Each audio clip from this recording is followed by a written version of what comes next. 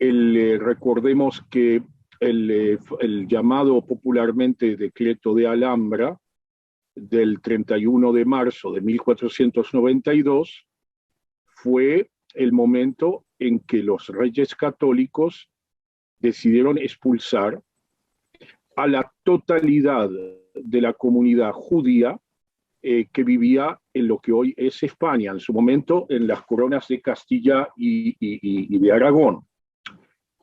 Pero tenemos que recordar que el decreto no por casualidad fue realizado en un palacio que había sido hace poquito conquistado de manos nazaríes, de manos musulmanes, en el último reino musulmán que había quedado en la península ibérica, el reino de Granada.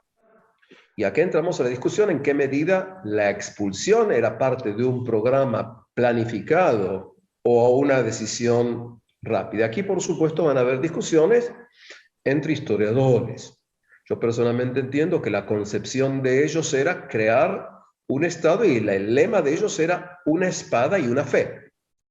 Es decir, en función de esta ideología se va a llevar adelante los pasos. Crear Inquisición, la lucha contra los musulmanes en Granada y la expulsión de los judíos. Cuando era pequeño, me enseñaron que la reina Isabel vendió sus joyas para financiar las naves de Colón. Eso es un mito total. En general sabemos lo siguiente. Gran parte de la financiación fue conseguido por un señor llamado Luis de Santángel.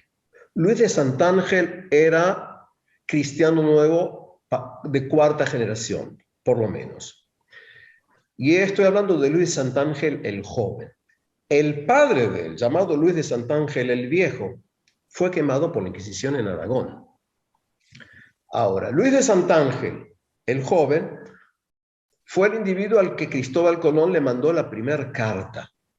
El primer viaje de Colón, básicamente, gran parte del dinero lo consiguió Luis de Santángel, que era uno de los tantos tesoreros de Fernando de Aragón, y el dinero básicamente venía de la banca genovesa. Las medidas de las naves de Colón. La Santa María tenía aproximadamente 25 metros de largo, ¿sí? Y más o menos 8 de ancho. Mientras que la Pinta y la Niña era 16 por 6. En otras palabras, eran cáscaras de nuez. Entonces, ¿dónde se van a esconder judíos? En ningún lado. Lo que sí hay es que en la tripulación de Colón había alguno que otro de origen marrano. Y uno de ellos en especial, Torres era su nombre de familia, él era reconocido como de origen judío, un marrano de origen judío. ¿Por qué? Porque vino como traductor, y como traductor que supiese el hebreo y el árabe. No nos olvidemos que cuando Colón zarpa hacia occidente del puerto de Palos, él no pensaba llegar a América, él pensaba llegar a Asia. Y en Asia había muchos musulmanes y quizás judíos.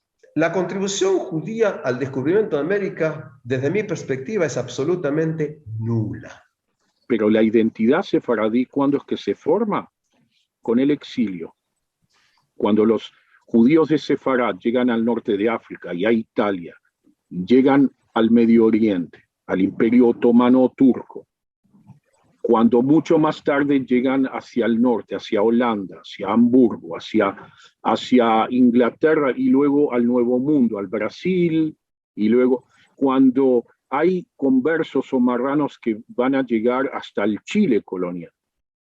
Por lo tanto, de vuelta, el mensaje que doy es, por un lado, de hacer todo lo posible para que en nombre de ninguna ideología, ningún grupo sufra lo que sufrieron los judíos en España con la expulsión, pero por otro lado, de decir, vale la pena luchar por la identidad, vale la pena luchar por la cultura, e inclusive cuando uno está muy mal desde el punto de vista sociopolítico o económico, uno puede transformar eso en una fuente de creatividad, una fuente de espiritualidad y de continuidad